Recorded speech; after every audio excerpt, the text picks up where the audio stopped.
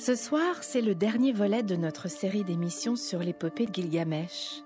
Je dois vous avouer que c'est la curiosité qui m'a poussée à en savoir encore plus sur la Mésopotamie, sur cette civilisation grandiose qui a inventé 3500 ans avant Jésus-Christ l'écriture cunéiforme, la première écriture de l'humanité.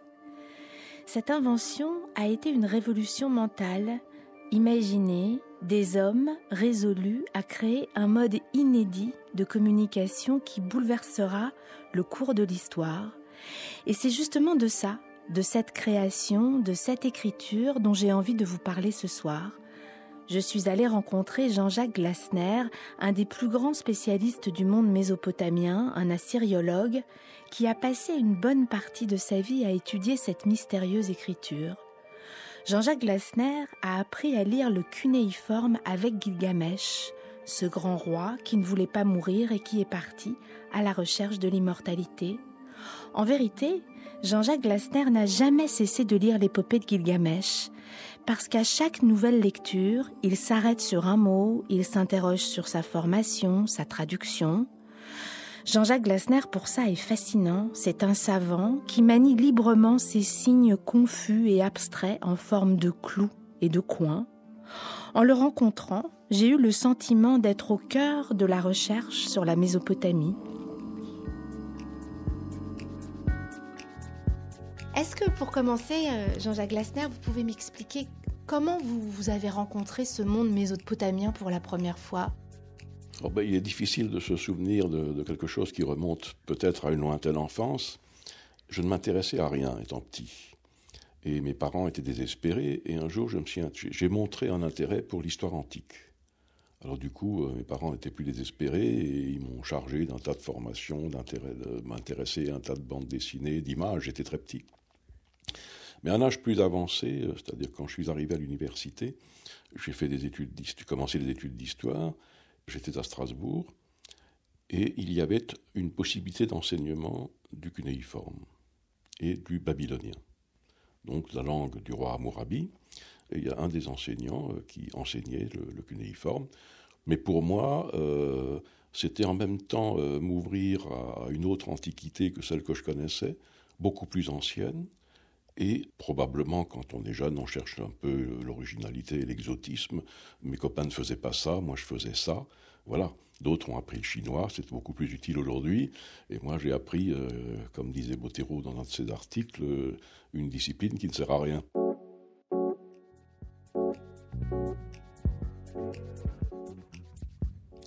Une discipline qui ne sert à rien, et pourtant Jean-Jacques Glasner a changé le regard que l'on avait sur l'histoire de l'écriture. Il a cherché à comprendre les origines de l'écriture cunéiforme qui est apparue au 4e millénaire avant notre ère, entre 3004 et 3300 avant Jésus-Christ. On a toujours pensé que l'écriture marque le début de l'histoire, le point de départ de la civilisation. Et c'est d'ailleurs ce que l'on enseigne encore aujourd'hui aux enfants des écoles primaires. Pourtant, la civilisation mésopotamienne montre que cela ne s'est pas du tout passé comme ça. Alors, on a construit au cours du XXe siècle un discours, et un discours qui est très, très ethnocentrique. À savoir qu'on partait du principe que nous avons, nous, en Europe et en Amérique, une écriture latine qui sert à tout, qu'on peut apprendre à l'école d'une façon extrêmement rapide et simple. Et quand on la lit, c'est tellement simple qu'on ne réfléchit pas, qu'on ne se dit pas « Tiens, mais je suis en train de lire, je suis en train de faire quelque chose qui n'est pas évident ». C'est l'écriture la plus merveilleuse qu'on ait jamais inventée. Eh bien, les autres écritures sont nécessairement moins merveilleuses et moins belles et moins faciles à enseigner et à utiliser. Et on a pensé que les premiers hommes et inventeurs des premières écritures, en fait, comme ils ne pensaient qu'à manger et à boire, et à se nourrir, parce que c'était leur préoccupation fondamentale, ce n'étaient pas des intellectuels de haut vol, ils n'avaient pas lu Voltaire ni Galilée, ils n'avaient d'autre intérêt que la vie quotidienne et la vie pratique. Donc ils se sont mis à écrire le mot mouton. Ils voulaient manger un mouton, ils écrivent le mot mouton. Ils veulent manger une chèvre, ils écrivent le mot chèvre. Et on dessinait la chèvre, ou à peu près, le profil de la chèvre. Donc on s'est dit, voilà, on est parti d'une écriture pictographique. Ils s'inspiraient d'images concrètes de ce qu'il y a autour d'eux. il y avait cet esprit, cette idée préalable, préconçue. Ils sont primitifs. C'est une écriture primitive, c'est une écriture incomplète, qui ne dit pas les liaisons grammaticales, qui ne dit rien que des mots tels quels. On pensait que c'était une sous-écriture. J'osais pas le dire, mais c'est une écriture inachevée, et on a appelé ça la pictographie. Des pictogrammes, comme on en utilise partout sur les routes de France et de Navarre, tous les signaux de la signalisation routière sont des pictogrammes. Des dessins. Des dessins. Et ensuite, à partir des dessins, on a introduit la langue. C'est-à-dire que ce dessin est devenu un mot. Et après le mot, on s'est mis à réfléchir sur la langue et on a décomposé les mots en syllabes.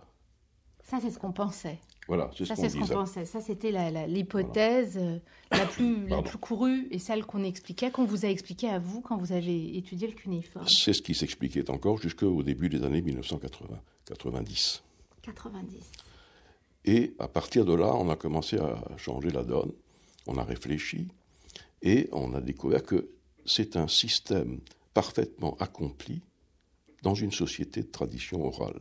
Ce n'est pas un système primitif, incomplet et inaccompli qui est à l'origine de l'écriture. Et on a découvert que dans certaines tablettes très archaïques, le phonétisme apparaît immédiatement. C'est ça, et c'est pour ça que vous parlez de révolution mentale. C'est ça qu'il faut comprendre, c'est-à-dire que c'est une vraie création, cette écriture, et c'est une révolution mentale. C'est des gens qui ont réfléchi à comment communiquer, comment trouver un moyen de communication inédit. Exactement, oui. Exactement. Alors, le contexte qui a conduit à cela, nous ne le connaissons pas. Cela dit, l'écriture est inventée. C'est ça, le cunéiforme. Donc, qui est né quand? Alors, il y a combien de milliers d'années? L'écriture, disons qu'elle met un demi-siècle à être constituée. Il y a des gens se réunissent autour d'une table et ils fabriquent un système. On l'a montré, je l'ai montré dans un bouquin. On a vraiment le sentiment que quelques savants, quelques érudits, commandités par on ne sait qui, se sont réunis et ont fabriqué du signe à la pelle, et que ça a été fait dans un seul mouvement et avec une intentionnalité très précise. Donc ça, c'est clair. C'est un système construit, pas au hasard, mais construit et réfléchi. Et ce système, bien, une fois qu'il existe, il doit servir à quelque chose, les commanditaires qui s'en servent. Donc, on écrit pour le droit, on écrit pour l'administration, on écrit pour le savoir. Il y a des listes de signes qui sont réunies et qui ne servent pas seulement à l'enseignement scolaire. Elles servent à l'enseignement scolaire parce que les inventeurs de l'écriture ont tout de suite compris qu'il fallait enseigner ces signes parce que sinon, avec leur propre mort, le système disparaît. Donc, on enseigne l'écriture cunéiforme. On l'enseigne. On enseigne aux jeunes les signes qu'on vient d'inventer. À travers l'écriture, l'homme prend un certain pouvoir sur le monde qu'il est capable de transposer en signes d'écriture. Et alors, ce qu'il faut dire, c'est le support. Il faut parler du support de cette écriture, sur ces tablettes d'argile. Vous dites que c'est important, que si cette écriture a ces formes-là, c'est aussi parce qu'il fallait s'adapter au support et à la calame, c'est ça, de roseau. Un calame de roseau, c'est la tige de roseau aiguisée avec laquelle on écrivait. Absolument. Alors, l'Irak est un pays sans arbres, on dira sans ombre, qui n'a aucune matière première dans son sous-sol, si ce n'est l'argile et le roseau. Le roseau, surtout dans le sud, il y a des marais et il y a de l'eau. Et plus au nord, on est de plus en plus sec, il n'y a rien que la terre sur laquelle on marche. Alors, ceux qui ont inventé l'écriture, ils ont inventé aussi le support. Il n'y avait pas de parois en pierre, et puis il n'y avait pas lieu d'écrire tout sur des parois en pierre, parce que on n'écrit pas le quotidien sur des parois, on n'écrit pas un petit texte juridique d'échange de 3 moutons et 2 chèvres sur la pierre pour le mémoriser à tout jamais, quoi. Donc, ils ont inventé un support. En Égypte, ça a été le papyrus, puisqu'il y en a à foison. Et en Mésopotamie, ils ont pris de la terre, de l'argile. Alors bien entendu, tout de suite, ils ont compris qu'il ne suffisait pas de ramasser un peu de terre et de la mettre ensemble, ça ne tiendrait pas. Donc ils ont inventé une technique de choisir des argiles très fines, et tout cela mêlé à de l'eau et travaillé. On fabriquait avec cela des tablettes qu'on laissait sécher au soleil. Avant qu'elles soient sèches, on écrivait sur la surface. C'est quand même tout un travail. Ouais. On invente. C'est pas simplement inventer des signes et faire un peu de phonologie. C'est inventer sur quoi on écrit et le fabriquer. Et trouver la matière première à l'aide de laquelle on écrira.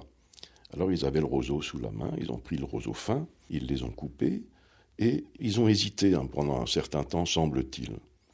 Ils ont taillé ces roseaux en pointe. Et alors ils ont essayé de tracer des signes qui ont des parties circulaires ou les angles, etc. Mais ça ne marchait pas très bien. Et très rapidement, ils ont taillé ce roseau en biseau. Et quand vous avez un roseau taillé en biseau, avec un seul mouvement de la main et du poignet, vous l'enfoncez dans la surface molle de l'argile et vous le sortez. Et il en reste la forme, disons, d'un clou de tapissier. D'où cunéiforme. D'où le mot cunéiforme. Alors, selon l'inclinaison du roseau, qui était plus ou moins forte, et qui permettait de dessiner la tête du clou, et en retirant le calame de l'argile, il y a une petite queue qui fait que le clou est plus ou moins long. Alors là, tout de suite, ils ont compris qu'on pouvait orienter cette queue diversement. Donc vous fabriquez un signe simple, c'est un clou horizontal, la queue horizontale. Vous mettez la queue verticale, vous fabriquez un deuxième signe. Vous croisez deux clous, vous faites une croix, c'est un troisième signe. Vous en croisez trois, etc., etc. Ensuite, vous fabriquez des figures toujours plus compliquées et vous fabriquez des signes toujours plus compliqués et toujours plus nombreux pour dire des choses toujours plus nombreuses, des mots de la langue. Et on a trouvé une tablette où il y a une série assez considérable, la tablette est assez grande, de signes qui appartiennent tous à la même famille, c'est-à-dire qu'ils sont tous dérivés d'un signe simple, disons un pot, une forme de pot ou de bouteille, si vous voulez.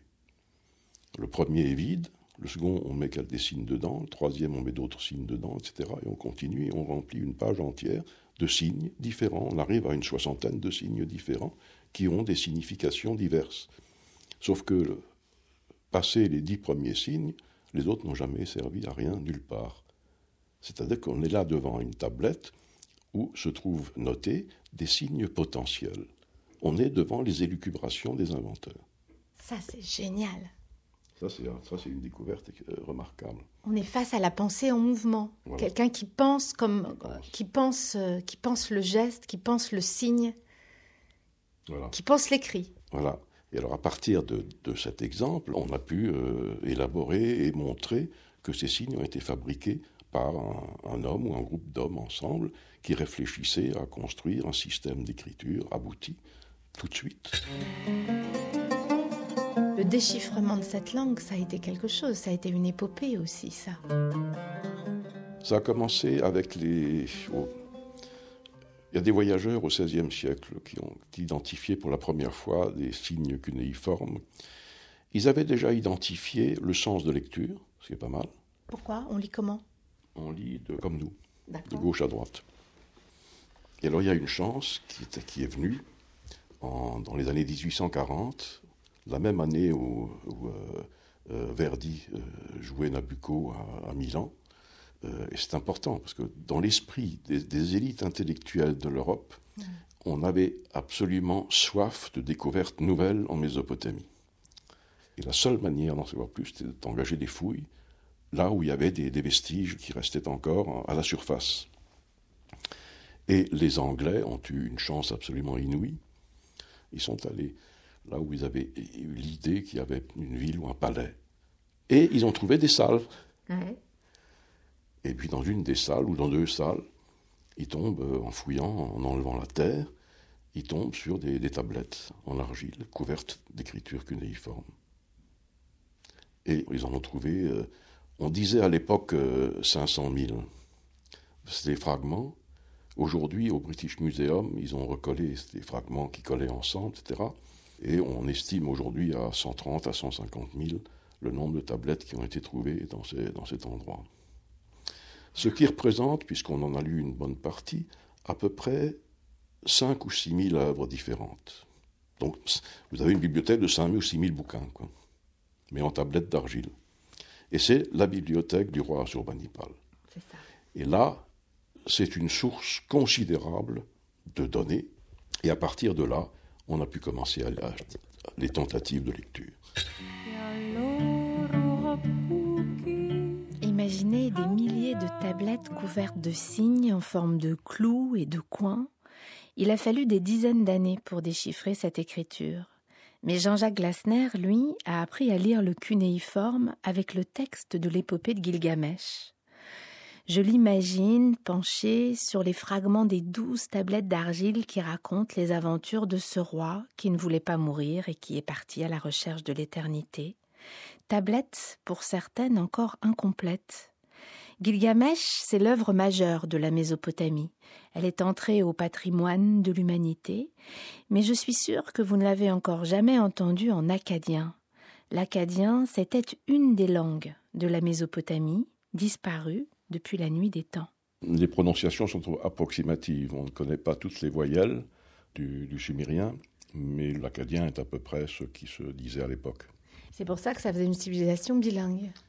Ça a été aussi une des caractéristiques de sa richesse et de son développement intellectuel. Et c'est très important, c'est-à-dire une civilisation où, disons, que deux cultures se rencontrent et construisent ensemble quelque chose qui fonctionne pendant 3000 ans. Il n'y a pas besoin de pureté du sang ou de pureté du sol pour faire il n'y a pas besoin d'unicité ethnique d'une population pour faire quelque chose qui réussit. La rencontre entre diverses populations a réussi là pendant 3000 ans. Et c'est parfait. Donc voilà, donc le début, en akkadien.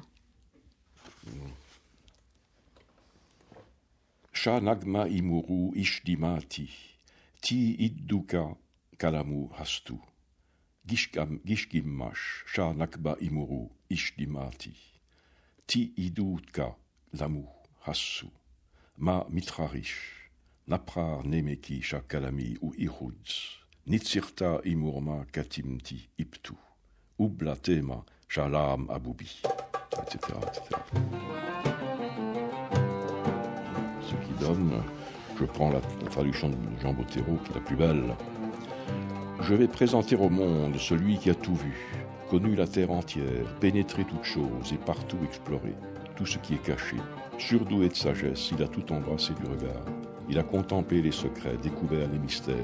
Il nous a même appris sur avant le déluge.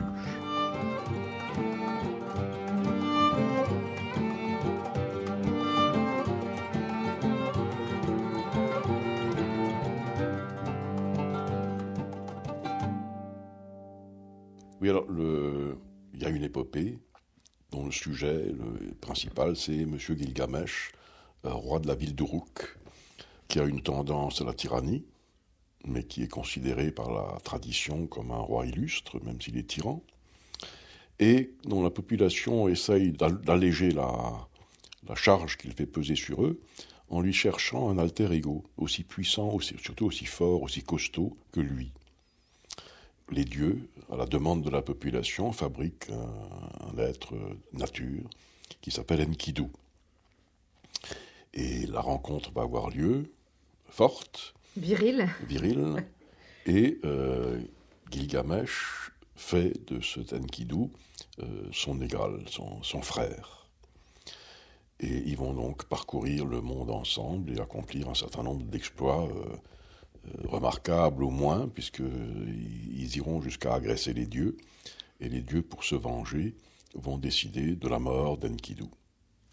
Et là, Gilgamesh découvre, il sait qu'il est mortel, et il découvre la douleur qu'est la mort de son ami et son frère. Enfin, ils avaient une relation très forte, tous les deux, du genre de celle de Montaigne et de la Boétie.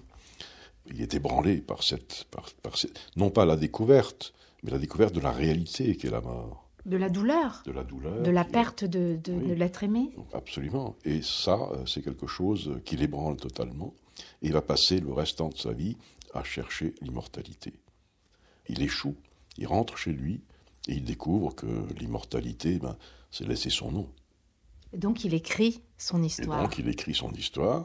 Et le début et la fin de l'histoire, c'est « Voyez ce que j'ai fait, c'est l'enceinte en briques cuites de ma ville, l'enceinte d'Uruk. » Et il dit venez admirer l'enceinte d'Uruk, c'est ça mon œuvre, et ça va rester pour toute l'éternité. J'ai inscrit mon nom dans l'histoire et dans l'éternité. C'était un héros, c'était pas un roi. C'était considéré comme un héros. Ensuite, aux alentours du XVIIIe siècle, peut-être avant, les Babyloniens ont réuni une partie de ces légendes concernant un héros et les ont traduites en babylonien, ou les ont réécrites aussi en babylonien, ont recomposées en babylonien, et ont fabriqué une histoire continue qui se suit, c'est-à-dire une épopée. Et là, on en a fait le roi de David d'Uruk. Donc Voilà. là, ce que vous êtes en train de me dire, c'est que c'est aussi une construction, et c'est une construction qui s'est faite au cours du temps, Voilà. avec d'abord des bribes, des légendes, et de toutes ces légendes, un homme a décidé d'en faire un récit, construit une épopée. Où une partie des légendes a décidé de les réunir et d'en faire un récit. C'est quelque chose qui s'est déployé à mesure que le texte de l'épopée se construisait au cours des siècles. C'est ça, c'est parce que cette épopée s'est construite pendant des siècles, et pendant des siècles, on se les racontait oralement, Oui. avant qu'elle soit écrite. Voilà. C'est-à-dire que, imaginez des siècles et des siècles où on se racontait les aventures de Gilgamesh. Oui, alors le nom de Gilgamesh apparaît dans des textes sumériens en dehors de l'épopée comme une divinité dès le 26e, 27e siècle. Mais on est sûr qu'il n'a pas existé. Gilgamesh, les Gilgamesh sumériens, les récits sumériens, certains d'entre eux, pas tous, sont bourrés, si j'ose dire, de proverbes et d'expressions populaires, comme si c'était en partie une légende populaire qu'on ne chantait pas simplement dans les cours des palais des princes, mais qu'on racontait dans les villages et partout dans le pays. Donc c'était un personnage... on lui a tellement prêté l'invention de l'écriture, toutes sortes de choses, qu'il est difficile de voir derrière un personnage historique. Vous l'aimez bien, Gilgamesh ? Il vous plaît ? Beaucoup, oui. Beaucoup. C'est un quasi-copain, si j'ose dire, mais à distance. Vous l'avez lu ? Vous l'avez lu sur les tablettes ? Je l'ai lu sur les tablettes, oui. Quand j'étais étudiant, j'ai commencé avec l'épopée de Gilgamesh. C'est le premier texte que vous avez lu sur les tablettes ? Oui. Non. Oui. Quand vous appreniez la langue ou quand vous commenciez... Quand j'apprenais, oui. Vous avez appris à lire le cunéiforme avec Gilgamesh ? Avec Gilgamesh, oui. Il me tenait par la main pour m'éviter de faire des erreurs. Il faut commencer avec un texte ou avec un autre. Oh, c'est formidable. La traduction de Bottero existait ? Ah non, c'est beaucoup plus récent. Mais il y avait d'autres traductions. Mais j'ai appris, évidemment, qu'il y avait des traductions. On nous donnait des textes à lire avec des traductions pour qu'on puisse se référer à quelque chose. Mais Gilgamesh est un beau texte et c'est un des grands textes par lesquels on commence. Il y avait un autre texte, c'était le Code d'Hammurabi, qui est au musée du Louvre. Et on commençait aussi par cela, parce que la grammaire du Code d'Hammurabi est absolument parfaite. Donc on apprenait les principes de base de la grammaire babylonienne. Mais Gilgamesh, très vite, venait après.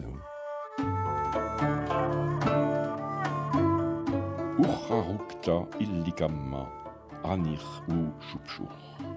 Shakin ina nare kalu manarti. Upishu dura sha uruk supuri. Sha eanna gudduli shutummi elim. Amour dushu sha kima ke nipru.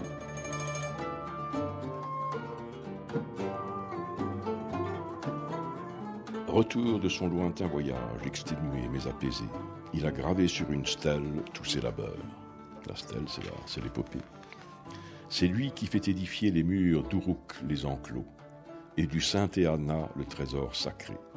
Regarde cette muraille, serrée comme un filet à oiseaux, considère ce soubassement inimitable, palpe cette dalle du seuil amenée de si loin. Avance-toi vers Léana, résidence d'Ishtar, que nul roi ultérieur, personne, n'a jamais pu contrefaire.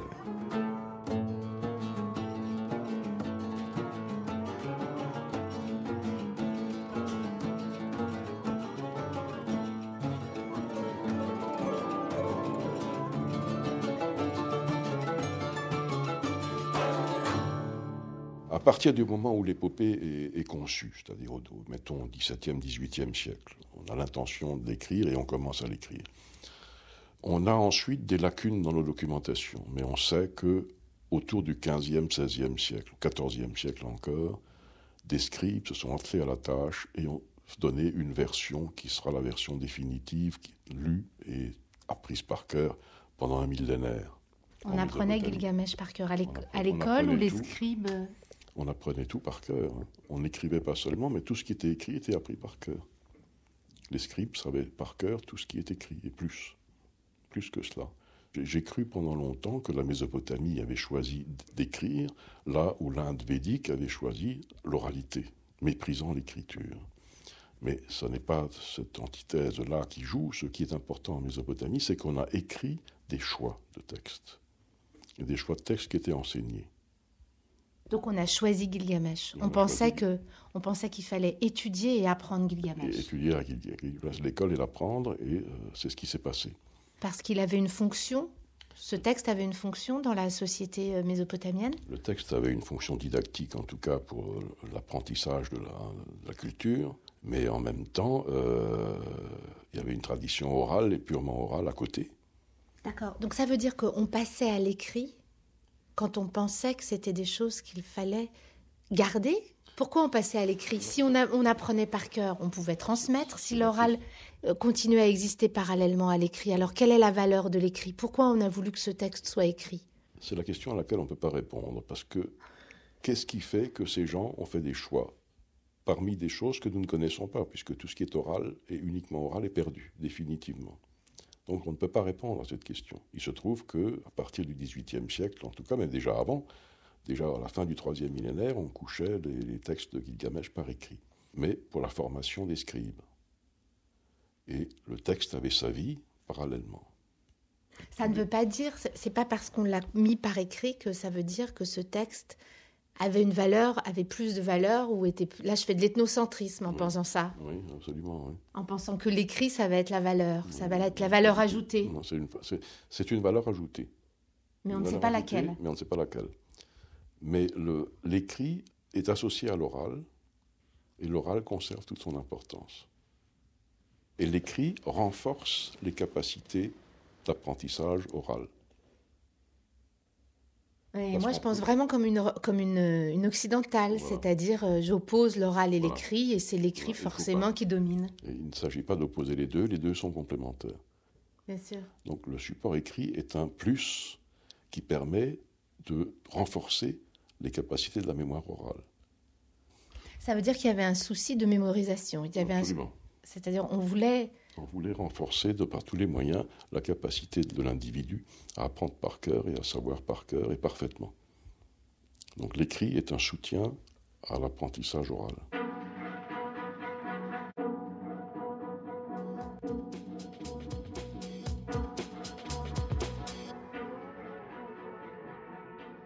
Est-ce que ça veut dire que le savoir avait de l'importance dans la société mésopotamienne? Bien sûr, c'est absolument, oui.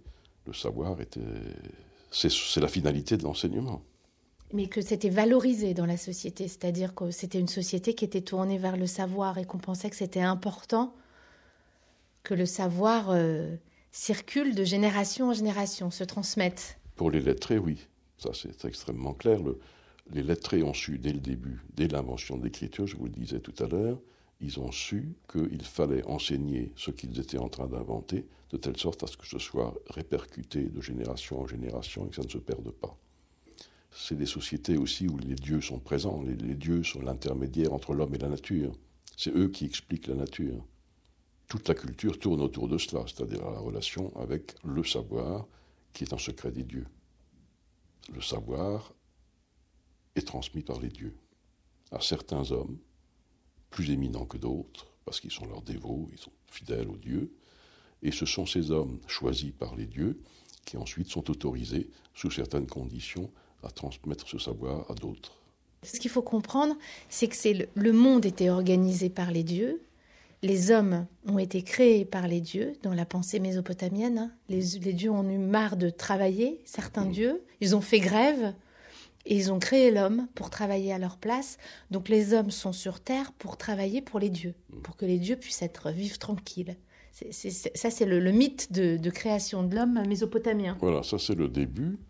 Ce qu'on oublie généralement de dire, et c'est très important. dans les deux mythes qui racontent la création de l'homme. On sacrifie un dieu. Donc l'homme est fait d'un mélange de divinité et d'argile. On prend du sang. Oui, le sang du dieu, la chair du dieu et de l'argile. Donc l'homme est un mélange. Ce que les commentaires ont oublié de dire jusqu'à il n'y a pas longtemps, c'est que le dieu qui est sacrifié, dans l'un des récits, c'est le chef de la jacquerie. L'homme est créé mortel, et son destin, c'est explicite dans le texte, c'est de servir les dieux. Le dieu qui est sacrifié, c'était le chef de ceux qui travaillaient au service des dieux. Donc il sait ce que sont les ordres des dieux, mais il se révolte. C'est-à-dire qu'il est capable de se révolter.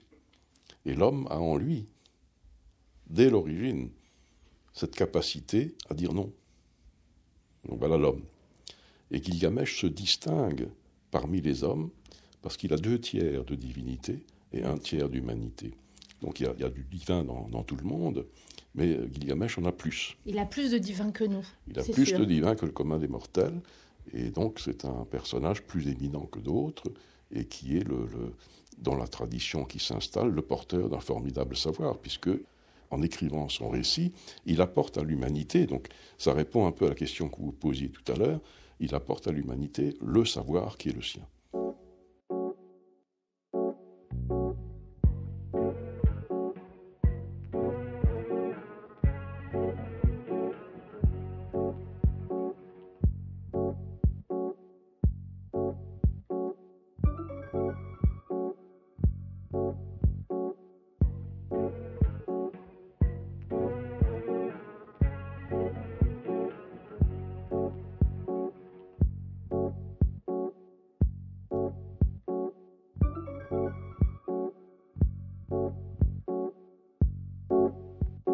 Il interroge les dieux sans arrêt, Gilgamesh. Est-ce qu'on peut penser, est-ce qu'on peut oser penser que c'était l'interrogation de certains hommes en Mésopotamie ? S'interroger sur leurs conditions d'hommes, en fait. Absolument, mais c'est le fond même de l'épopée aussi. C'est la mort, c'est les dieux qui l'ont instaurée. Pourquoi ?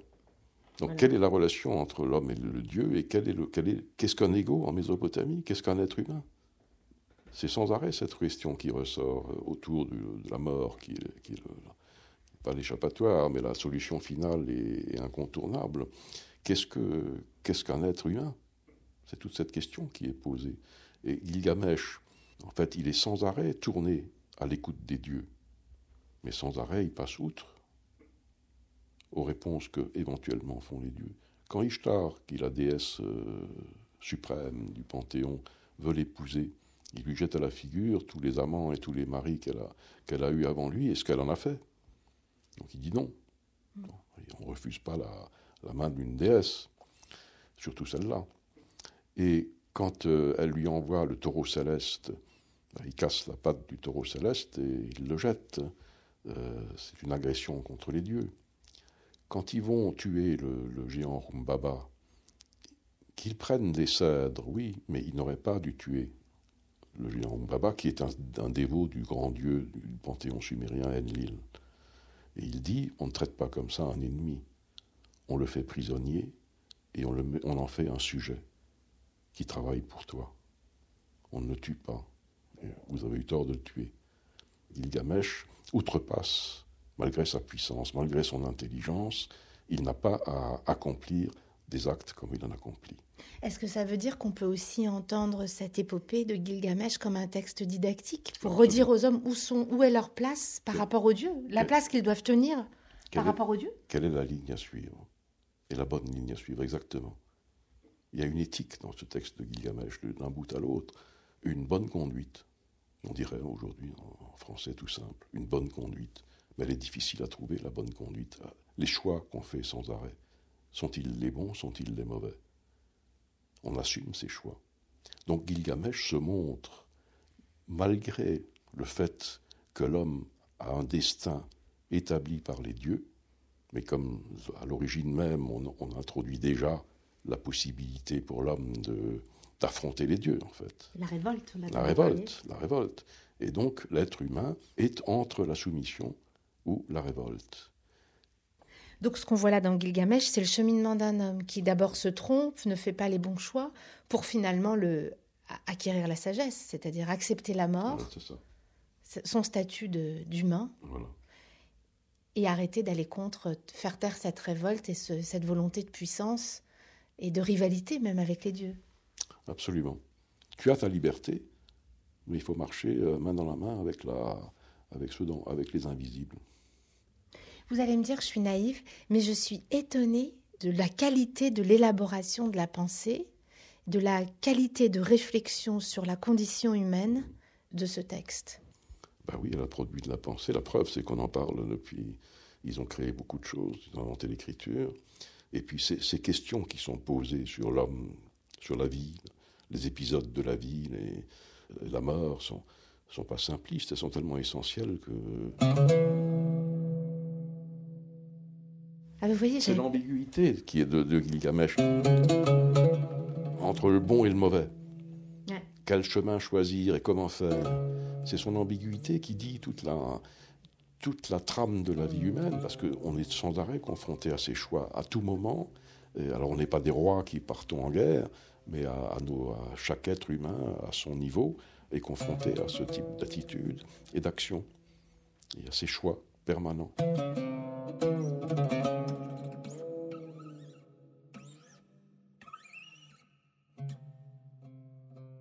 Vous le relisez de temps en temps, Gilgamesh, ou non, plus du tout? Ou encore aujourd'hui, vous le relisez sans arrêt? Oui. Vous continuez à le lire et à le scruter, en fait. Bien sûr. Et puis les morceaux qu'on trouve. Et puis, vous savez, si je vous donnais les traductions qui ont été faites il y a 10 ou 20 ans, en français, en allemand, en anglais ou en italien, et la traduction que lui donne, on trouve toujours... On améliore notre connaissance des langues et on traduit toujours de façon plus précise les mots. Donc, c'est un travail en cours. Oui. Et puis là, vous voyez, quand vous lisez Botero, Gilgamesh devient l'ami viril d'Enkidu.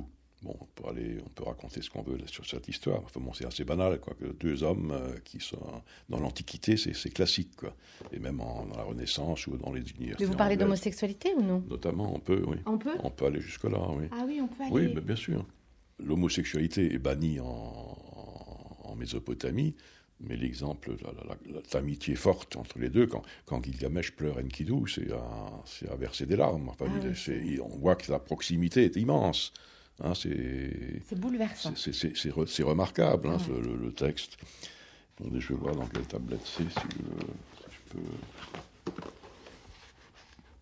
Mais il n'y a pas une tablette entière, c'est de l'argile, donc ça casse facilement. Et comme vous le voyez, il y a beaucoup de petits fragments. Alors, vous voyez, il faut avoir une connaissance parfaite des textes, quasiment par cœur, pour savoir que ce fragment-là, il colle là. Il a fallu le recoller.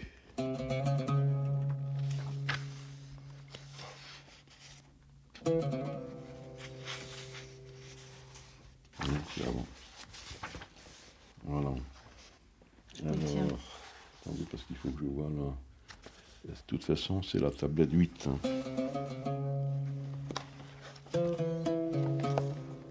Donc j'y vais, là, c'est le passage où Gilgamesh s'apprête à pleurer Enkidu qui vient de rendre son dernier souffle. Iktumma ibri kima kallati, iktumma ibri kima kallati panush.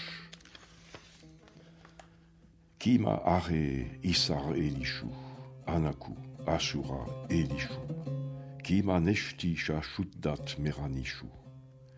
Ittanash srur anapanishu u arkishu, inapanishu u arkishu.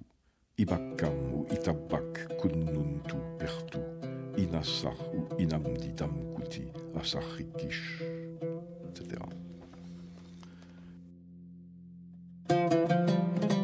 Gilgamesh lui tâta le cœur, il ne battait plus du tout. Alors, comme à une jeune épousée, il voila le visage de son ami.